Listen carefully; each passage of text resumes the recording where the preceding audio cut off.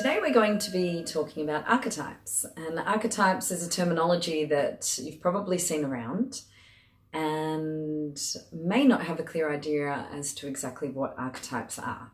So archetypes were coined actually by a philosopher called Plato, who I studied at uni, and then later modernized by Jung, who I also studied and did my thesis on.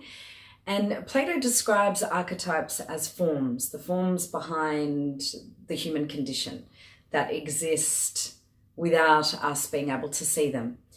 And the best way that I kind of brought it together in my mind was that archetypes are like the cookie cutters.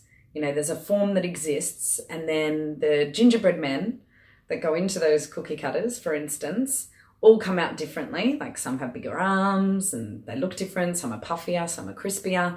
And that's the unique essence of our personality that comes through that archetype. So archetypes are existing everywhere, we just don't see them. And the way that Jung talked about archetypes was through describing where we see them in fairy tales and mythology and stories.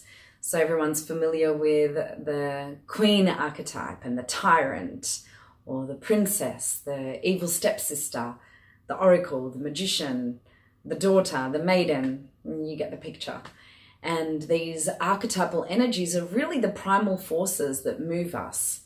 So put in kind of normal human terminology, archetypes run through us when we're in our mother role or our wife role or our daughter role, or as lovers, as priestesses, as warriors. And that's when the study of archetypes becomes really interesting, when we see what these forms are beyond the human experience and then put them into the human experience, if that makes sense. Why would we look at archetypes? We look at archetypes the same reason we look at shadows. It's to make what's unconscious conscious. So a lot of the times we're running archetypal energies, but we're not conscious of the fact that we're running them.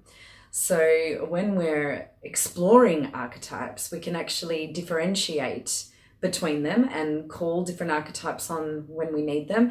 And we can also differentiate archetypes from who we are as a person. So we can kind of see them as aspects that are available to us. So the mother is not me, the queen is not me, the priestess is not me, the lover is not me, but they are all an aspect of me and an aspect of the human experience that I can enjoy through my body.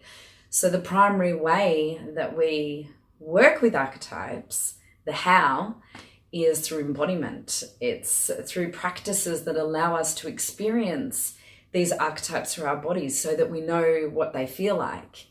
Some of the ways that we can feel archetypal energies through our bodies is through different meditations, through dance, through paired practices where we're exploring what it's like to be held in mother energy and told that we're absolutely perfect just the way we are, or to engage from the lover and massage someone or anoint them in oils and bathe their feet in rose-petaled water.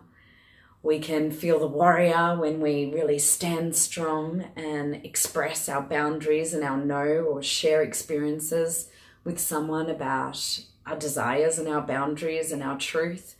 So there's all of these different ways of exploring them through embodiment practices that make us familiar with what that energy is like through our body, and then we can be conscious about the way that we direct these energies. So that's the what, the how, and the why of archetypes.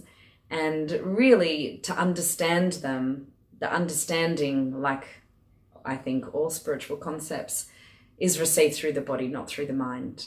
And if you want to do that, I really bring archetypes through all of my courses, but especially one in particular, Being Woman Retreat, that I run in India every year, which is a 1-week journey through the 5 primary archetypes in the feminine: mother, lover, priestess, warrior, and queen, who's the embodiment of all of them.